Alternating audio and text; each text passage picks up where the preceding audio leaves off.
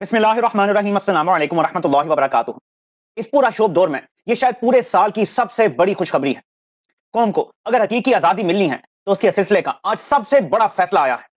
Peshawar high court ने election commission का बल्ले का निशान वापस लेने का फैसला कलअदम करार दे दिया है। इलेक्शन कमीशन को ऑर्डर किया गया है कि फौरी तौर पर तहरीक इंसाफ का बैट का निशान अपनी वेबसाइट पर जारी किया जाए। अब तहरीक इंसाफ आज या कल अपने तमाम उम्मीदवारों को टिकट अलॉट कर सकती है। ये पुरसरात से गुजर के पीटीआई ने एक जंग लड़के कानूनी ये हासिल किया है, लेकिन पेशावर हाई कोर्ट के 2 जजेस को सैल्यूट ना करना भी ज्यादती होगी। कौन सा जबर नहीं हुआ होगा, उनके खानदान को नुकसान पहुंचाने की धमकियां दी गई होंगी, उनकी औलाद के हवाले से धमकाया गया होगा, उनकी खवातीन की वीडियोस बनाने और लीक करने के हवाले से कहा गया होगा कि हम तुम्हारे घर के अंदर की वीडियोस लीक कर देंगे, क्योंकि ये हर जज हर ब्यूरोक्रेट को बग रखते हैं। क्या क्या उनके ऊपर दबाव नहीं आया होगा, लेकिन इसके बावजूद 2 जजेस ने बल्ले का निशान बहाल कर दिया है।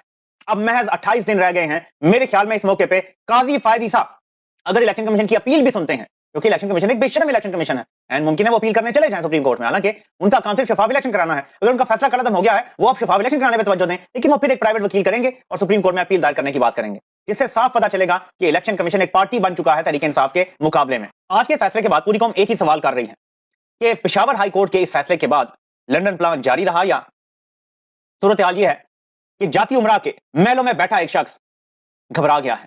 हो सकता है एक बार फिर उसके प्लेटलेट्स डाउन हो जाएं और वो लंदन फरार हो जाए। यह शख्स रिस्क नहीं ले सकता कि पीटीआई मौजूद हो, बल्ले का निशान भी मौजूद हो, उनके हर सीट पे कैंडिडेट भी मौजूद हो और पीटीआई इलेक्शन लड़ ले। क्योंकि 40 साल की सियासत धांधली में हर किस्म का कमाल हासिल करने वाला शख्स ये जानता है कि जितनी पॉपुलैरिटी है पीटीआई की, धांधली से नहीं हराया जा सकता। सिर्फ प्री पोल रिगिंग इनका वाइस सहारा था। अब एक ही तरीका है, वोट निकले पीटीआई का और ये ऐलान कर दें कि नून लीग जीत गया। कोई क्या ऊपर काजी बैठा हुआ है, ये वाहिद हल है। लेकिन ये देर पा नहीं है। उसकी वजह बताता हूं आपको। काजी ने रिटायर भी होना है और अक्टूबर में रिटायर हो जाना है। ऐसे मौके पे जब हालात इस तरह से कशीदा हों, इनके लिए उसको जो ये चाहते हैं एक्सटेंशन दें, ये इतना आसान नहीं रह जाएगा, ये याद रखिएगा। हालांकि कोशिश पूरी होगी, क्योंकि इलेक्शन ये खराब कराएंगे तो उसका दबाव होगा, पब्लिक का प्रेशर होगा, क्योंकि मैशत भी नहीं ठीक हो रही, महंगाई बढ़ रही है, हर तरफ से इनके ऊपर दबाव होगा। ये 2 साल तो सिलसिला चल गया है, क्योंकि एक इलेक्शन था कि कुछ हासिल करना चाहते हैं, ये मजीद नहीं चल सकेगा। इमरान खान के इसलिए 2 प्लान है। एक प्लान तो इसी इलेक्शन में ऑल आउट जाना है और जीत के दिखाना है। लेकिन अगर ये कर ही देते हैं कि जी जीती पीटीआई है, लाख लाख वोट की बढ़तरी से जीती, लेकिन अनाउंस कर दो नून लीग जीत गया, क्या फर्क पड़ता है भाई, भाग कर आज इलेक्शन कमीशन ने नतीजा अनाउंस करना है। तो ये सिस्टम 6 महीने साल से ज्यादा नहीं चल सकेगा। और इमरान खान ने इसीलिए कहा 2024 में इलेक्शन होंगे, 2025 में फिर होंगे। ये प्लान बी है इमरान खान का। उनको पता है कि पॉलिटिकल स्टेबिलिटी नहीं आएगी, पब्लिक अनरेस्ट क्रिएट होगा, सूरत हाल खराब होगी, महंगाई आगे बढ़ रही है, अभी गर्मी आ रही है, हमारे पास बिजली बनाने के लिए इनफ एलएनजी नहीं होगी, फ्यूल नहीं होगा, लोड शेडिंग से लोग तड़पेंगे, बिल आएंगे जो आउटरेजियस किस्म के होंगे। तो आप मुझे बताएं क्या सूरत हाल होगी। ऐसे में ये निजाम धड़ाम से गिर जाएगा और दोबारा इमरान खान की पांव पकड़ने पड़ेंगे। इसलिए अक्ल का तकाजा यही है कि इमरान खान को तो आपने आउट कर दिया इलेक्शन से, वो तो नायल है, उनके कागजात भी मंजूर नहीं हुए, ट्रिब्यूनल का भी फैसला आ गया है, वो अब ज़ाहिर चैलेंज होगा कोर्ट में। तो इमरान खान तो इलेक्शन नहीं लड़ रहे। अब तो मोस्ट लाइकली ये सिनारियो हो गया है, आप पार्टी को इलेक्शन लड़ने दें, मैदान में मुकाबला करें, पार्टी जीत जाती है, इसको अपनी सियासी शिकस्त तस्लीम करें, पार्टी जीत के इमरान खान के केस खत्म कर देगी, जाहिर है कानून साजी भी कर लेगी, आइन साजी भी कर लेगी। इसको आप अपनी पॉलिटिकल डिफीट एक्सेप्ट करें और आगे बढ़े। मुल्क कैसे आगे बढ़ेगा? अगर एक बंदा अपनी शिकस्त तस्लीम नहीं करता, वो 100 लूजर बन जाए, तो ऐसे मुल्क तबाह हो जाया करते हैं। चंद अफराद इतने जरूरी कैसे हो गए हैं मुल्क के लिए कि उनके लिए मुल्क को तबाह कर दिया जाए? ये पॉसिबल नहीं है। आप 80-90% अवाम के खिलाफ जाके ये निजाम नहीं चला सकते। अब जैसे इमरान खान को माइनस किया गया है, वैसे ही सुप्रीम कोर्ट के वो दबंग जजेस जो आइन के साथ खड़े हैं, कानून के साथ खड़े हैं, जिन्होंने ये गलती कर दी कि अरशद शरीफ शेख का केस उठा लिया, उनमें से एक जज के पीछे पड़ गए। जज साहब को ये नजर आना शुरू हो गया था कि इनको जलील करके निकालना चाहते हैं। फैसला हो चुका है ऊपर और काजी साहब इसमें ऑन बोर्ड है। तो मज़ार अली अकबर नकवी साहब ने आज अपना जवाब भी जमा कराया है अदालत में, और उसके साथ ही सदर मुमलिकत को अपना इस्तीफा भी भिजवा दिया है, जो ये मौजूद है और आप पढ़ सकते हैं।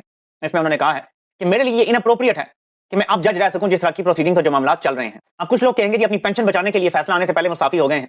तरह तरह की लोग बातें करेंगे, लेकिन याद रखिएगा, एक पैमाना रख लें, जो इस मुल्क में करप्ट है वो एस्टैब्लिशमेंट के खिलाफ नहीं खड़ा हो सकता। ये जज एस्टैब्लिशमेंट के खिलाफ खड़ा था, इसलिए मैं नहीं तस्लीम करूंगा कि करप्ट है।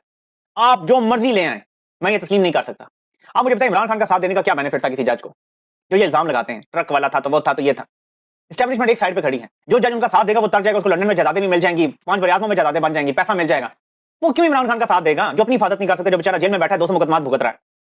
सिर्फ हक और सच के साथ खड़े होने वाले जजेस, जिनको पता था कि आइन ये है और ये गैर आईनी बातें करें, वो आइन के साथ खड़े हो गए, कानून के साथ खड़े हो गए। ये बड़ा तकलीफ से मंजर है कि आज मज़ार अली अकबर नकवी ने इस्तीफा दे दिया है। इसके बाद नंबर आएगा इजाजुल एहसन साहब का, जिन्होंने अगला चीफ जस्टिस बनना है, क्योंकि कोशिश यही होगी कि किसी तरीके से उनके अलावा मंसूर अली शाह जो भी सीनियर मोस्ट होगा उनके बाद उसको चीफ जस्टिस जल्दी बना लिया जाए, अगर काजी को एक्सटेंशन नहीं दे सकते। मोहसिन अख्तर कियानी साहब का भी जो आज का कंडक्ट था, जो उन्होंने आज एजेंसियों के बारे में बात की है, जो मुसलसल करते चले आ रहे हैं, तवातुर से बात कर रहे हैं, अगला नंबर उनका भी आ सकता है। तो दो तीनों जजेस खटक रहे हैं, मुनीब अख्तर साहब हैं, इजाजुल हसन साहब हैं, मोहसिन अख्तर कियानी साहब हैं, शायद मियां गुल हसन औरंगजेब साहब भी हैं। बारी बारी सबका नंबर आएगा। ये एक शुरुआत है। अभी ज़ाहिर अली अकबर नकवी साहब ने असूली तौर पे जो इस्तीफा देने का फैसला किया है, अंदर की खबर यही आ रही है सामने, ज़ाहिर है कि कंफर्म नहीं किया अभी तक, उनसे किसी का राब्ता नहीं हुआ, कि उनके खिलाफ विटनेस तैयार करने के लिए लोगों को उठाया जा रहा था, अगवा किया जा रहा था, मार के उनको इनके खिलाफ विटनेस बनाना था। उन्होंने कहा कि इससे बेहतर मैं इस्तीफा दे दूं, मुझे हटाना चाहते हैं ना, अब लगे नहीं जो करना है। तो ये है सूरत हाल इस वक्त पाकिस्तान की, कि कभी पार्टी से बल्ला ले लो, जज से उसकी नौकरी ले लो, जो खिलाफ होगा ना उसको पड़ जाओ।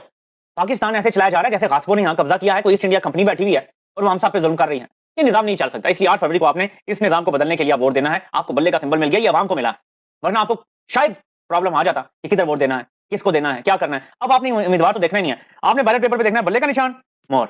ये क्या करेंगे, बल्ले से मिलते जुलते कुछ डंडे भी कुछ लोगों को देंगे निशान, और वो ऊपर नीचे रख देंगे। ये क्रिकेटर के हाथ में बैट भी पकड़ा देंगे। मैं आपको दिखाता हूं कि किस तरह हो सकता है। जिस तरह ये इमरान खान के हाथ में आपको बैट नजर आ रहा है, ऐसे इलेक्शन सिंबल बन सकता है कि क्रिकेटर है, उसने बल्ला पकड़ा हुआ है हाथ में, तो क्रिकेटर होगा। आपने देखना है बैट, ये रिकॉग्नाइज करना है आपने।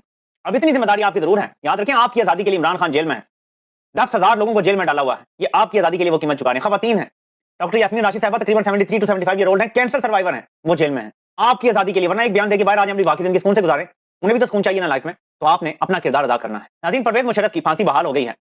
अब मैं इसमें काजी की नियत नहीं देखता। काजी की नियत तो यही है कि एक तरफ मैं फौजी अदालतें बहाल करूंगा, दूसरी तरफ मुशर्रफ की सजा बहाल करके मैं बड़ा आईनी बन जाऊंगा। ये ड्रामा है, हमें पता है, ये ढकोसला है। लेकिन इस फैसले के बड़े दूररस असरात होंगे, याद रखिएगा। वो क्यों? अगर आज मुशर्रफ की फांसी बहाल हो सकती है, तो जो मौजूदा दौर के डिक्टेटर्स हैं ना, आज से 5-10 साल बाद इनको भी फांसियां लग सकती हैं। और अगर ये जिंदा हुए तो इनकी जिंदगी में इनको फिर लटकाया जाएगा। नहीं तो मर के भी अगर लटका दिया गया तो क्या होगा? सारी जिंदगी इनकी औलादों को ये ताना मिलेगा कि तुम्हारा बाप गद्दार था, एक डिक्टेटर, एक गद्दार था। ये मोहर लग जाएगी मरने के बाद भी, और उनके खानदान नस्ल दर नस्ल गद्दार की औलाद कहलाएंगे। अपने वतन से गद्दारी, ये कितनी बड़ी सजा है, सोचें। मौजूदा दौर के आमलों को भी इस पर गौर करना चाहिए। उनका प्लान जो भी है मुशर्रफ के हवाले से, काजी को थोड़ी सी अहमियत दिलवाने के हवाले से, थोड़ा सा उन्होंने ये सेक्रीफाइस किया है, लेकिन आगे सबको पता चलेगा कि इस फैसले के बड़े दूररस नतीजे आने वाले हैं। आपसे इंशाल्लाह फिर मुलाकात होती है। अल्लाह पाक सबका हामी नासिर हो। सबके सुनने का बहुत बहुत शुक्रिया।